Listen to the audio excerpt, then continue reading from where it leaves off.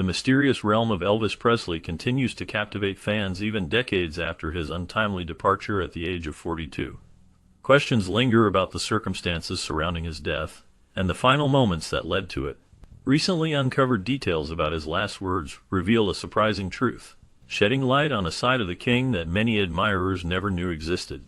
As we delve deeper into his extraordinary life, we will explore the complex layers of his personality, the struggles he faced, and the legacy he left behind.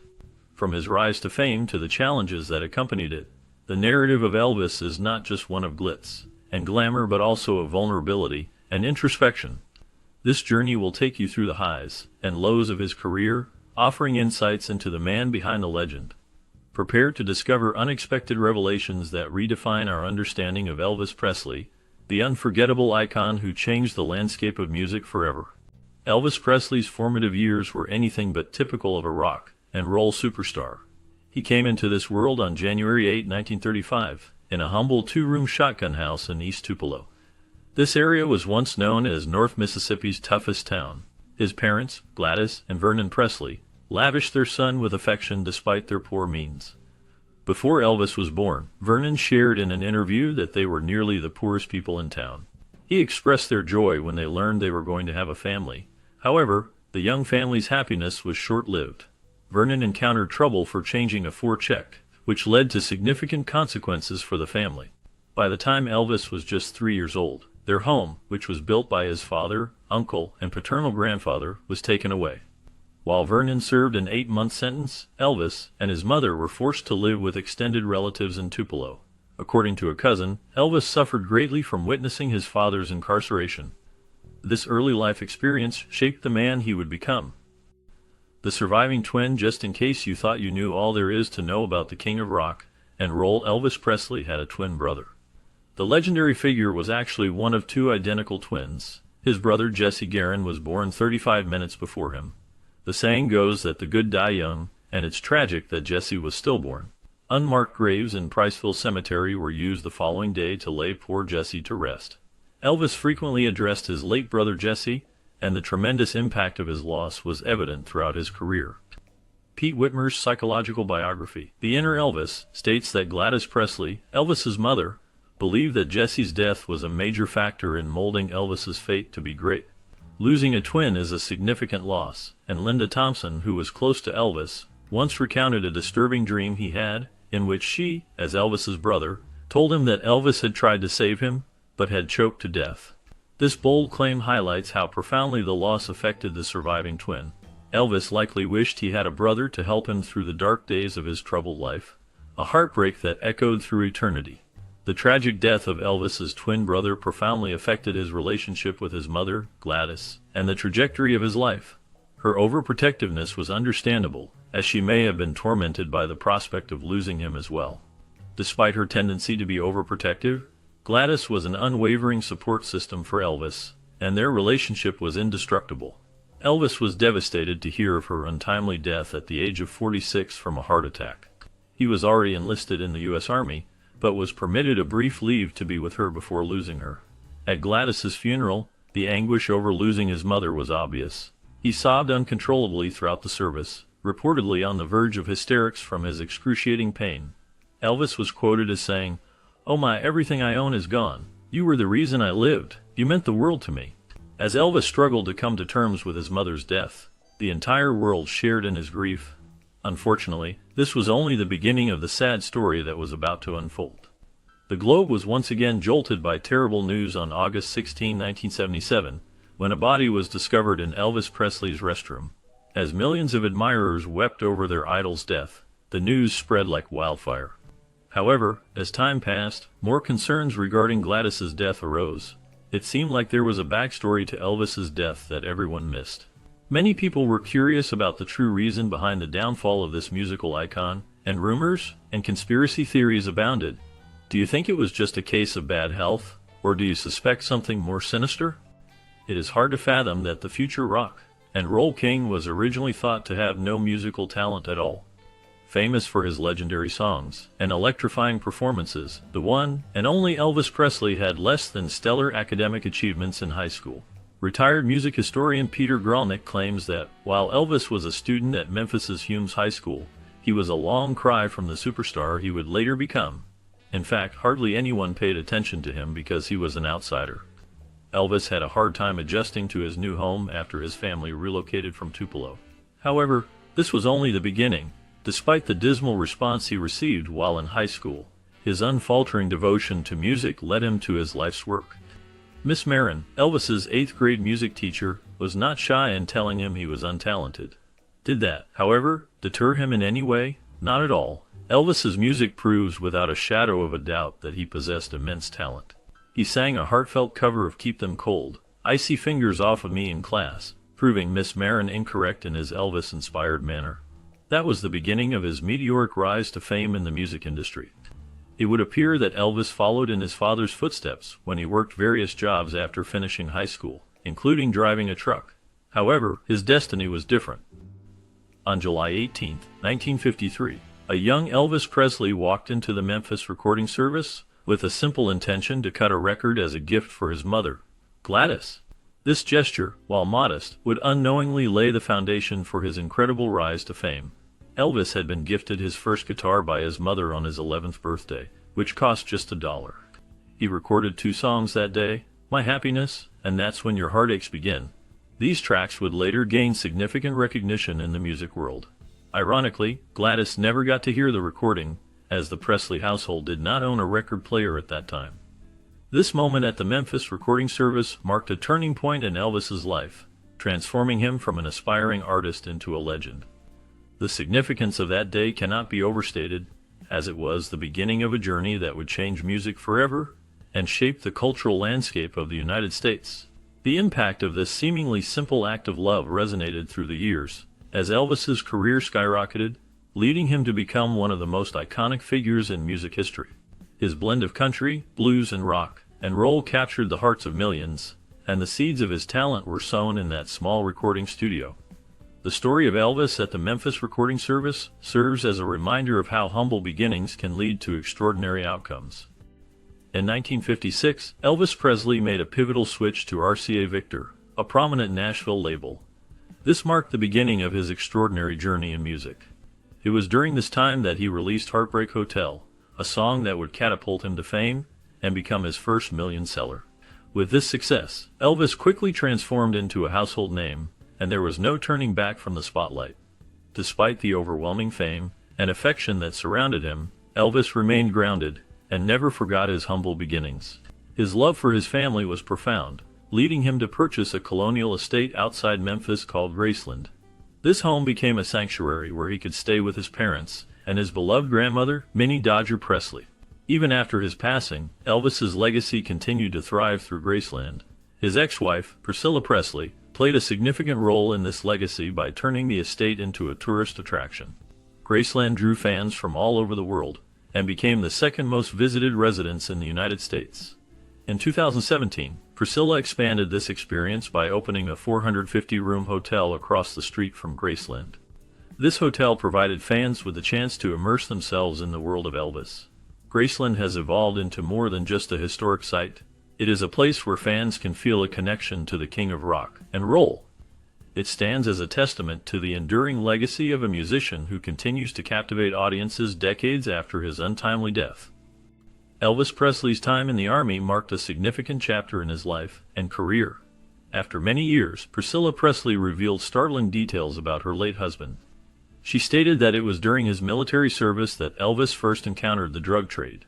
According to Priscilla, the troops were given medications to stay alert, which led to the beginning of Elvis's struggles with addiction. His enlistment in the Army came shortly after he purchased his famous Graceland mansion. Following 2 years of service, he was stationed in Germany, where his experiences would profoundly shape his public image and musical identity.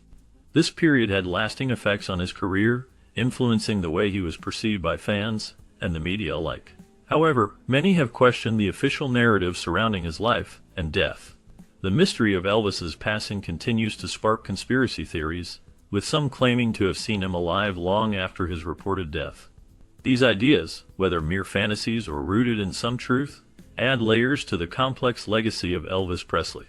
In 1958, Elvis Presley, the undisputed king of rock and roll, was drafted into the United States Army. During this time, he met a young girl named Priscilla, who would later become his wife. Their relationship began under unusual circumstances, as Priscilla was only 14 years old, while Elvis was a mature 24. This age difference set the stage for a complex dynamic between them. Priscilla later revealed in a 1985 interview that her lack of experience intrigued Elvis, and she followed his guidance closely. She transformed herself into the ideal woman he desired, adopting the clothes, hairstyle, and makeup he preferred, even dyeing her hair black like his. Despite their initial connection, the couple faced challenges as Elvis's fame grew. His constant touring, addiction to pills, and lifestyle choices created distance between them. Priscilla expressed her feelings, acknowledging that love alone was not enough to sustain their marriage. After reaching a breaking point, she filed for divorce at the age of 28, completing the process a year later.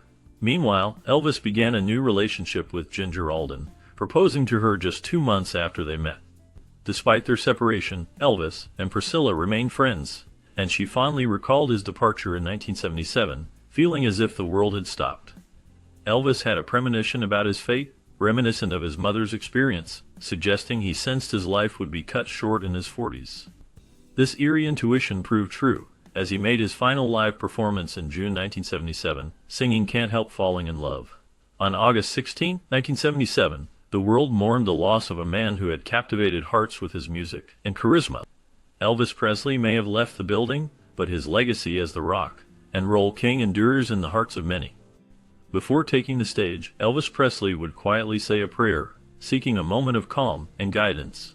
This routine helped him connect with the divine and calm his nerves, a ritual that his stepbrother, Billy Stanley, recognized as a sign of Elvis's deep spirituality. While many fans saw him as the king of rock and roll, few understood the mystical side of his character. In those intimate moments before performances, Elvis's spirituality shone through, revealing a man who sought God's will and comfort in all areas of his life. He valued prayer and thankfulness, sharing these lessons with family and friends. Every night, he would read from the Bible and lead them in prayer, teaching important truths. Having Elvis as a Sunday school teacher left a lasting impression, as he was not just a legendary singer, but also a wise counselor who encouraged others to laugh, improve their relationships, and have faith in themselves. Despite his fame and wealth, Elvis remained devoted to his faith, frequently reading the Bible and marking verses that resonated with him. His music was infused with spiritual lessons, and after each performance, he would sing gospel songs until daybreak. However, even the king of rock and roll was not without flaws, as his troubled marriage became a metaphor for the struggles many face, showing that even the most famous individuals are not perfect. On that tragic August 16, 1977, the world lost a musical icon when Elvis Presley was found unconscious in the bathroom of his Graceland mansion by his girlfriend, Ginger Alden. His last words to her were a casual promise that he would not doze off in the restroom, a promise that would never be fulfilled. The official cause of death listed on his death certificate in 1980 was hypertensive cardiovascular illness, linked with atherosclerotic heart disease, simply put, a heart attack. However, many fans were skeptical, believing that a mix of prescription medications played a significant role in his demise. Despite the chief medical examiner, Jerry Francisco, denying these claims and asserting that Elvis's death was solely due to heart illness, doubts lingered. Several pathologists criticized the investigation, arguing that the presence of multiple medications should have been considered a contributing factor. Elvis struggled with prescription drug abuse, a common issue among celebrities of his era. Following his death, toxicology reports revealed a troubling array of substances in his system, including opiates like Demerol, Dilaudid, Pyridine, Quaaludes, and codeine. The Presley family opted for a private autopsy, perhaps to shield sensitive information from the public. Over time, it emerged that 2 pathologists later admitted to a cover-up regarding the true cause of death. The narrative that Elvis, the king of rock and roll, succumbed to a drug overdose was deemed too scandalous, especially considering his revered status. However, the truth began to surface, revealing that Elvis had indeed died from a heroin overdose, despite efforts to keep this information under wraps. His stepbrother, David Stanley, pointed out that the singer's drug use was extensive, primarily involving prescription medications. Some doctors, motivated by profit, prescribed drugs carelessly. Dr. George Nikopoulos, Elvis's primary physician, notoriously dispensed over 5,000 narcotic tablets in the 7 months before his death. Astonishingly, in the 20 months leading up to that fateful day, Nikopoulos prescribed a staggering 12,000 pills to Elvis, an amount that could stock a drugstore. Although he faced charges in 1980 for his role in Elvis's case, all accusations were dropped by 1981, highlighting a troubling pattern of evasion of accountability. The tragic loss of Elvis Presley serves as a poignant reminder that fame and fortune cannot shield one from the perils of substance abuse. His struggles with addiction, hidden from the public eye, reflect the darker side of celebrity life, where the pressures of fame can lead to devastating consequences. Conspiracy theorists claim that Elvis Presley's death on August 16 was not a peaceful end, but rather a carefully crafted plan to escape the pressures of fame. They suggest that he orchestrated a complex scheme to live anonymously for the rest of his life. According to these theories, a mysterious black helicopter was seen circling Graceland in the hours before his body was found.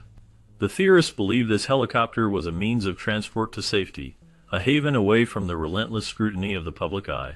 Some even suggest that Elvis chose Bermuda as his new home, where he could enjoy a quiet life. Adding to the intrigue, a 1990 documentary called The Elvis Files featured a police officer who claimed to have seen Elvis boarding what appeared to be a government helicopter. This has fueled the belief that his death was staged. Additionally, author Gail Brewer Giorgio posits that Elvis faked his death to evade the mafia and was recruited by the FBI to take down a criminal organization. When questions arose about his loyalty, he felt the need for witness protection. Theories also focus on Elvis's tombstone, which spells his middle name as Aaron instead of Aaron. Some believe this was a deliberate hint left by Elvis, a superstitious man who would not want his true name inscribed if he were still alive. However, skeptics argue that he began using Aaron in his later years. These far-fetched hypotheses raise the question of whether Elvis is truly living a hidden life, or if these beliefs are merely wishful thinking. Tens of thousands of fans gathered outside Graceland in Memphis, Tennessee, as the news of Elvis Presley's sudden death spread around the world. Many were in tears, mourning the loss of the rock and roll star. Ginger Alden, his fiancée, revealed that Elvis had been filled with ambitious aspirations for both his career and personal life. In his later years, he exhibited immense bravery, almost like a hero rising to the occasion. His desire for fame and money was not about seeking greater success or notoriety, but rather an intense need for inner peace and forgiveness. Just 2 days before his passing, Elvis confided in his stepbrother about his plans to make significant changes in his life. This revelation came to light after Billy Stanley, his stepbrother, shared details of their last meeting on August 14th. During this encounter, they engaged in a light-hearted karate sparring session in the restroom. The mood shifted when Stanley accidentally punched Elvis, who was a trained karate master. Despite the mishap, they both took it in stride, with Stanley admitting it was his own mistake. After the playful exchange, Elvis paused to collect himself, and then asked Stanley a profound question: does God really pardon us when we sin? This sudden shift to a deep philosophical topic highlighted Elvis's vulnerability and his need for reassurance. Stanley reminded him that they had discussed this before, but Elvis, feeling particularly sensitive at that moment, sought his stepbrother's comforting words. This need for pardon and harmony revealed a spiritual side of Elvis that many may have overlooked. His quest for forgiveness and understanding seemed to be a crucial part of his life, suggesting that he may have been more spiritual than he appeared. Elvis Presley's cultural impact and lasting legacy are monumental as we reflect on his life. He was more than just a musician. He symbolized the seismic shifts occurring in mid-20th century America. Elvis transformed the music industry and left an indelible mark on fashion and attitudes towards race. His iconic style, characterized by flashy jumpsuits, bold colors, and the unmistakable pompadour, became synonymous with the rebellious spirit of rock and roll. This unique style challenged the conservative dress codes of the time and paved the way for future generations to express themselves more freely. Moreover, Elvis played a significant role in breaking down racial barriers through his music. By blending rhythm and blues, a genre predominantly developed by African American artists, with country, rooted in white rural America, he created a revolutionary sound that appealed to a diverse audience. This fusion not only brought disparate musical styles together, but also helped bridge racial divides in a segregated America. Elvis often acknowledged the influence of African American musicians on his work, and by popularizing their sound, he helped bring their music to a wider mainstream audience. His global influence was equally striking, as he was one of the first American artists to command a massive following internationally, making rock and roll a global phenomenon. His music and persona resonated with audiences around the world, transcending language and cultural barriers. This global appeal helped lay the groundwork for other artists and genres to achieve international success, shaping the modern music industry as a truly global enterprise. In addition to his cultural impact, Elvis's philanthropy is a lesser-known, yet significant aspect of his legacy. Throughout his career, he supported numerous charities and causes, often performing benefit concerts and making personal donations. His generosity extended to various social causes, reflecting his deep empathy and concern for others. Elvis Presley remains a towering figure in the history of music and culture. His legacy is not just a collection of hit songs, but a profound influence on society that continues to inspire and entertain generations. As we explore the life and times of Elvis Presley, it becomes clear that his impact went far beyond music, shaping the very fabric of the 20th century cultural experience.